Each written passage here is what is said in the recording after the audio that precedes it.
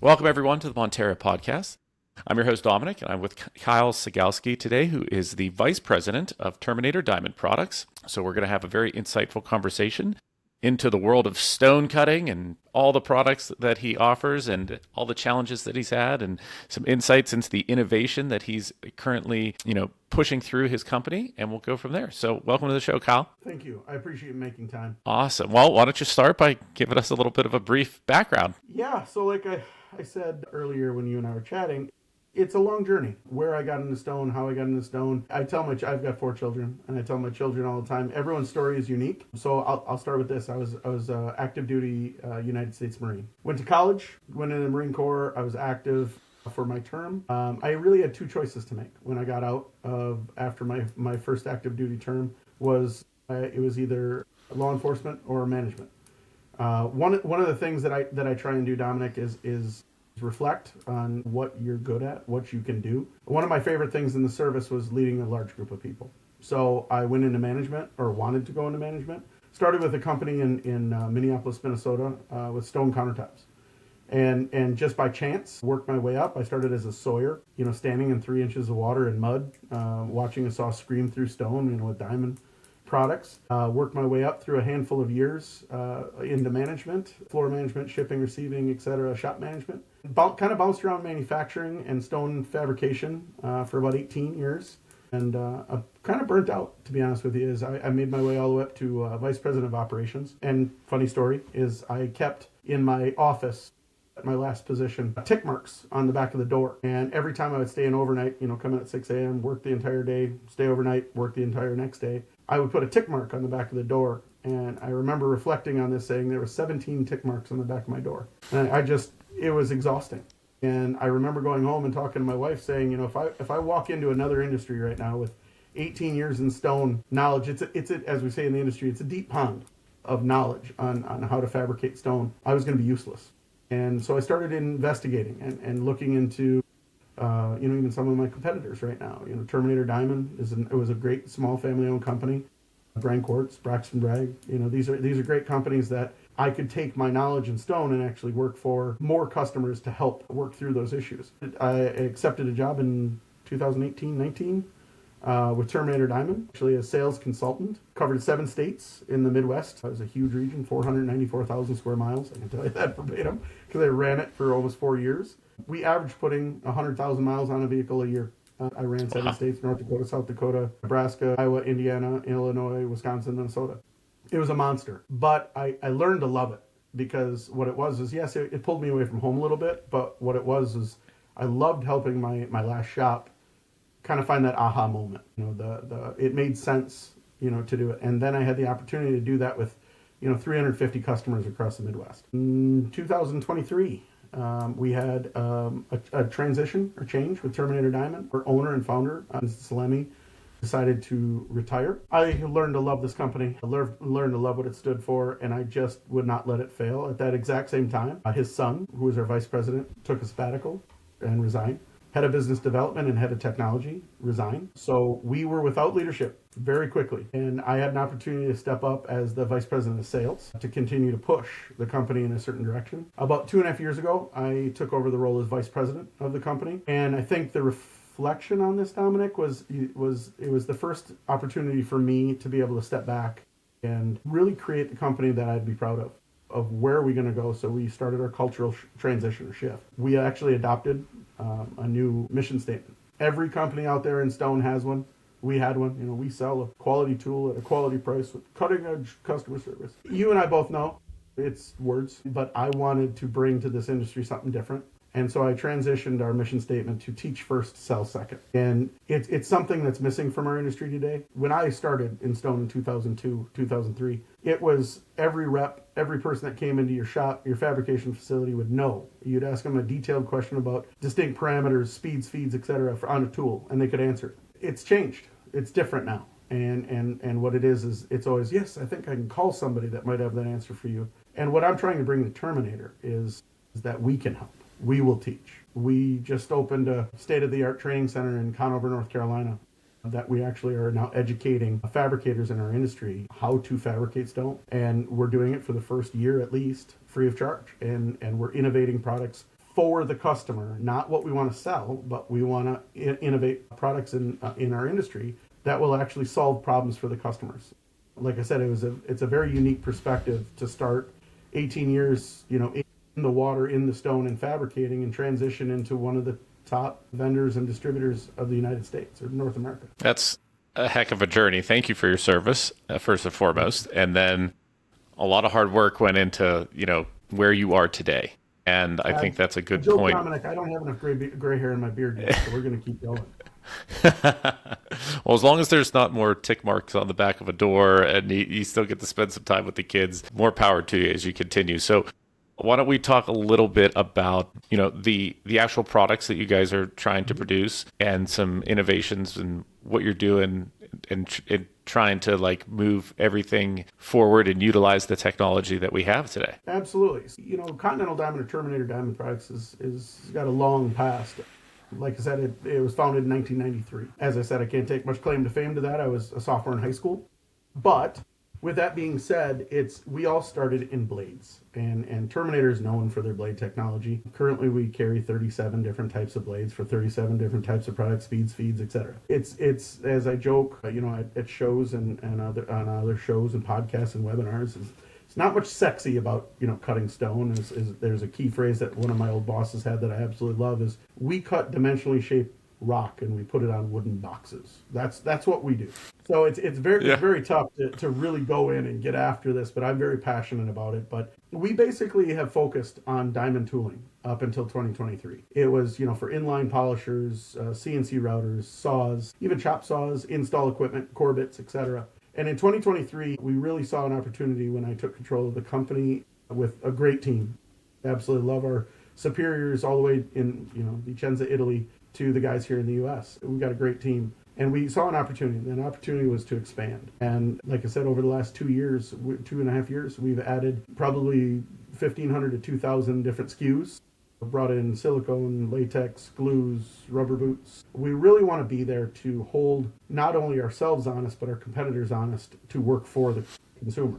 All innovative products that we put in and the technology is we're really trying to utilize some of the newest technologies when looking at using different things like we discussed of Lean Six Sigma, artificial intelligence, bringing these things into our industry to innovate. And I'll speak on even our measure machine. Our measure machine utilizes artificial intelligence to measure a tool, and it will remember that tool set going forward, basically on its shape of body, and shape of wear. The second use of artificial intelligence is it will actually remember. So if Dominic logs into this computer and you like to adjust your height or Z height of a tool to a certain parameter, it will remember how you adjust that tool.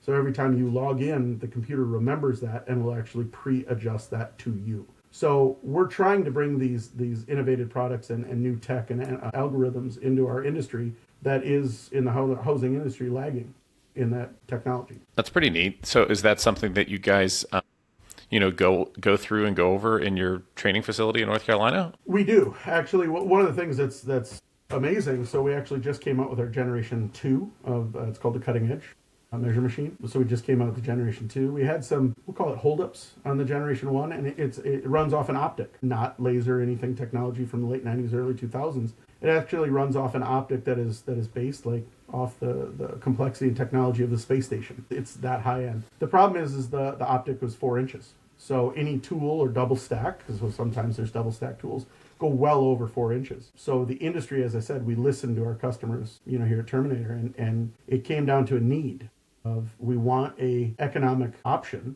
to measure a double stack tool, to measure an outside bar tool that is 6'8" cm, which is a monster tool. So we actually just this last January added a Generation 2 in our Conover, North Carolina facility. We actually have these in our training facility. They're actually directly hooked up to the CNC in our training facility.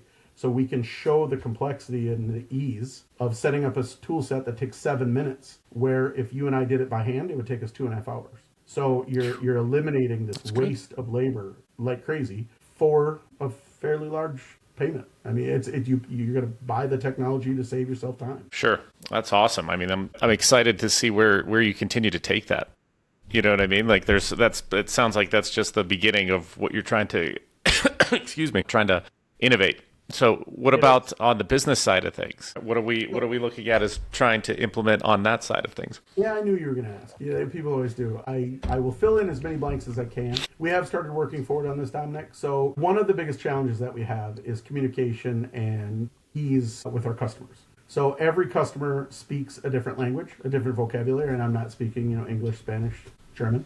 It's everyone has their own language, and that's one of the biggest challenges in this industry. As you probably already picked up, there's certain lingo with the stone industry. So if I use the term flat eased, it's the name of a profile, an edge that's put on, a top and bottom with a flat face. When you say flat eased, it could be one of 10 different edges. So it's the communication with their customer to understand if they say flat eased, it's T3 or it's TR6 or it's AR6R3. And so it's so very dependent on the quality of your CRM. And then your CRM is completely dependent on the input it's given by your sales staff. So what we're actually looking at is a connection with new technologies, and I guess I can only leave it there, to aid in the communication between our sales staff and the utilization of tooling with our end customer. And what that does is it's almost the linguist between us, so that we can assist and aid that customer to understand their situation, where they in the future could actually use that program for budgeting. You're talking efficiency, ROI on tools. It can explain so much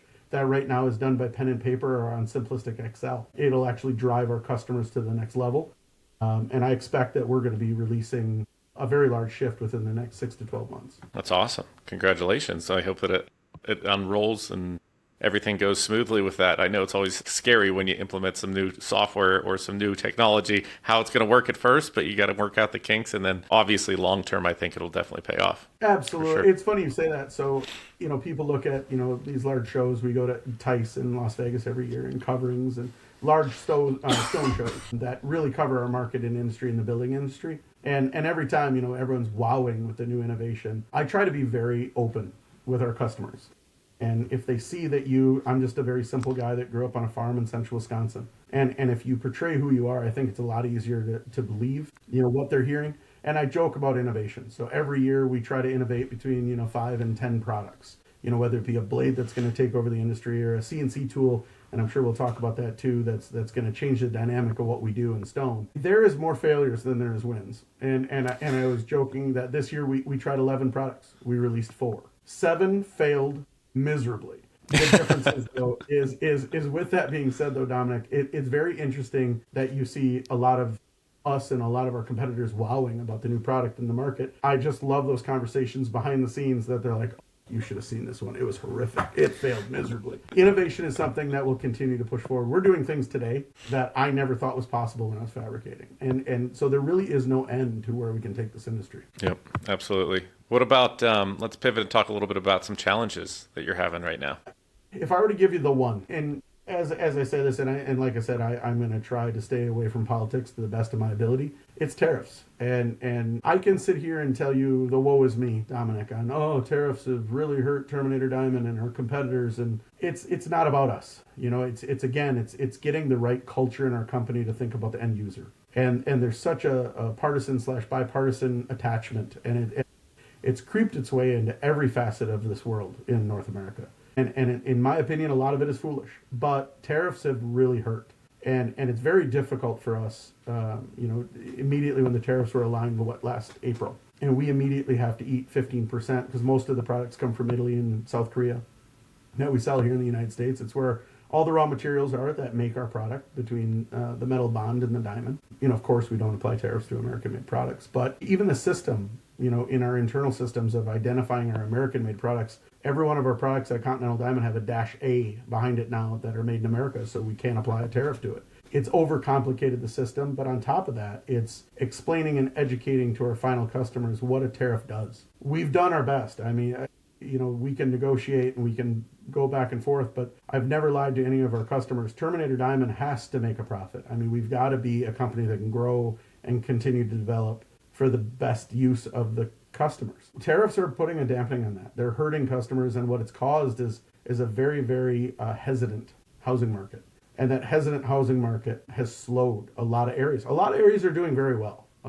If I take Pacific Northwest, the Southeast, even parts in the Midwest are still just crazy busy. But it's gone more regional now. And it is very dependent on the attitudes of the people and how they're addressing. A simple answer is tariffs. It's very difficult to get on a conversation where everything is so bipartisan split, or partisan split, I should say, of educating what even a tariff is, and to have someone argue back of, I'm not supposed to be paying this. That's where it's again, we never take a stance on who we are as a company, but we have to educate and explain how it's affecting or not affecting the end user customer. Sure. Yeah, tariffs, I mean, it's something that everyone is experiencing in every asset of their life, whether they know about it or not. So Absolutely. it'll be interesting to see what's going to happen here in a couple months, for the election. And once all that happens and things could change again. So you just got to sit back and enjoy the ride, because really, I don't think that there's really much we could do about it right now. Well, and two additional points. It's not even, and my guys, when they hear this, they're going to laugh because I use this phrase all the time. It's not checkers. It's chess, and it's not even chess. It's three-dimensional chess. As you and I were discussing before the podcast, is what do? You hold off tariff application on your invoices as long as you can, because you got millions of dollars of pre-tariff goods. But now post-tariff, let's say the tariffs are eliminated tomorrow. Wiggle our nose and let's do that. The problem is now I've got millions of dollars of inventory that are already paid tariff on. Do I try and explain to my customers that I've got to do this for another year to hold and turn this entire inventory? Or does Continental Diamond, Terminator Diamond, do we take it as a loss for the good of our customers? So it gets very complicated. And as I said before, is now you add the we'll call it conflict in Iran and raising gas prices and logistics costs, and it's difficult. But I'm very proud of, like I said this now twice, I'm very proud of who we are and what our team represents, and we're very resilient. And it's my son plays baseball, and one of the things that I hold from my childhood is when I would play sports is my parents and my grandparents would always say that I always overthought things. And they always said, just put your head down and play. And that's one of the things that I tell my team on a daily basis is put your head down and let's do this. We can overcomplicate things so easily, Dominic, but why? There's no point in it. We have a job to do. Let's do our job. Let's do it to the best of our ability and move forward. What about goals? You got to have some goals here for the next, year, 3 to 5. Where are you kind of targeting? Let's talk about some of the goals you have. I'll be careful with this. I've been blamed for being a little over aggressive in my tenure. Like I said, I grew up on a small farm in central Wisconsin, Dominic, and I was always told growing up by my grandfather that if you ever say the words you can't or I can't or I won't or don't, you're always passed by someone that will. And it's caused me, and I was the fourth of 4 children, so do you remember CB radios? My call sign was tag along. So I truly joke Freudianly that's driven me to be the tip of the spear, the loudest one in the room, the most passionate player out there. I will not be held back. Goals, we've got them. I would say this is as we look at our growth structure, I would really look at, I think it's be realistic with where we are today. If you'd asked me 5 years ago, where we could be, I would have said 20% gains year over year. Yeah, no, not anymore. Not anymore. Let's be realistic. I really think if we can look at anywhere between, 7 to 12% increase year over year in the next 2 to 3 years as we get through this craziness of the global economics we're in, I think that's staying even is a good goal. Is really, just like every other financial positioning you can put yourself in as you compare it to the last 12 months. Let's be honest, 2025 was a tough year. There's not a person out there that won't say it was. I joke that January 1st, everyone says, what is your goal? And I said, to forget 2025. It was a hard year, but I will say this already going into 2026, coming on the end of Q1, our team is, and I can't stand prouder than I am today. Our team is already blowing our goals out of the water, and nice. We're finally getting the right people in the right seats in the right areas with the right passion, and they're making these interpersonal connections with their customers. And I think we say in Stone is that every major shift in our industry takes a year. It takes a year to catch on. We've been pushing this for 3, and a lot of the culture that we here are doing is finally catching on. I'm probably more confident in our future today than I ever was, even in December of last year, is watching my team perform, the stabilized leadership I've put below me, seeing, individual salespeople from regions stepping up and wanting to help is just an amazing change that we're going through. What are you doing to increase the sales to ensure that of the growth? Well, it's difficult. Really, I can give you the one, two, three on the we'll call it schematics of business, but I think it goes beyond that. Is how do you do that? All right, so you can walk in and you can assist and help, and really what I think it is we're seeing an ebb and flow in this industry of this pull away of professionalism, aid, assistance, and teaching through the late '90s, 2000s. Now it's coming back around, this education, this teaching of people making better decisions. I tell this story constantly. When I was actually training 3 years ago, I was training my new Midwest rep. I was in a shop in Des Moines, Iowa, and they wanted to purchase 5 sets of CNC tools. And I actually talked them out of 2 of them because they didn't need them. And we walked out, and the new sales rep was like, "Kyle, do you realize that you just gave up, $6,000 in sales?" And I said, "Alex, it's not about that. We're trying to give them what they need to be profitable. If we just give them what they want blindly, all you're doing is hurting the company, hurting their cash flow, hurting their bottom line." So that's what I'm kind of talking about, Dominic, about building that trust with the relationship. I'm okay with forgiving a sale today and not collecting that dollar to build a relationship for tomorrow. I think that's the softer side that's most important today that we're seeing is also becoming that, and not to sound corny, but that breath of fresh air that people are actually trying to help them build a business. That is our role. Is sure, I can just be the guy to provide you tools. If I'll sell you anything you want after I give you my spiel, but I would rather work with you to figure out what's needed. So actually, I just held a webinar this week with ISFA, and it was basically talking about the ROI, efficiency of tooling, etc. And I was beyond flabbergasted on the size of the webinar. There's so many people right now interested that I started getting emails and text messages afterward from Bend, Oregon to Jacksonville, Florida, that people want this information to build their systems. And if we can be, not to be corny or pun, but if we can be the cutting edge of this industry helping people, it will help our company move forward. That's awesome. I love the fact that you did a webinar. I love the fact that you're teaching and you're helping to inform your clients. That says a lot about the type of person you are and the type of company that you guys have. So I commend you for that, because not everyone would do that. Well, and I'll rebut this. So there's one of my favorite leaders of my career, and I don't know if I can say names. You can delete this out if not. But his name is Garrett Linke. I worked with him at Pollux Manufacturing in 2003. That he taught me a concept, and it was the mirror window effect. And the mirror window effect is very easy. Is if there's an issue, the first thing a good leader should do is look in the mirror and say, what could have I done differently? The window is for a compliment. You let it go through the window to the people that actually earned it. So you honestly, Dominic, just gave me a very large compliment. I can't accept it. Is the team that we've developed earned the right to be proud of what they're doing? These guys work hard. I mean, from when I tell you this, is some routes are between 1,500 and 1,700 all the way up to 2,500 miles in a 4-day period, that they're away from their families too. And if you can do that on the moral basis of helping an end user customer, of course, they're making a living too. It's a hard life. It really is a hard life. And I have some of the most dedicated, amazing staff that I've ever worked with in my career. Well, it sounds like you have a very good infrastructure. It sounds like you love the team that you have in place. And it sounds like the sky's the limit for you guys coming up here in 2026 and the future years. So, yep, absolutely. Well, thank you so much, Kyle. I mean, a lot of great insight into the products that you offer, the innovation that you're bringing to the industry, how you're helping your clients, and kudos to the great team that you have. If any of them watch this, very kind words said towards them as well. So best of luck here coming up in the future. And I'll look forward to seeing where you continue to take the company. I appreciate it, Dominic. And even having the opportunity to talk with you today and to get this message out to people, that there is people looking out for them, is a big deal to us. Now, I can't say enough good things about the group that helps assist and run Continental Diamond, Terminator Diamond products. The same thing applies to even people like yourself, that care enough to get this message out to organizations out there around, across North America. Awesome. Well, we'll get it out there and let everyone watch it and learn a little bit more. I appreciate it. Awesome. Thank you.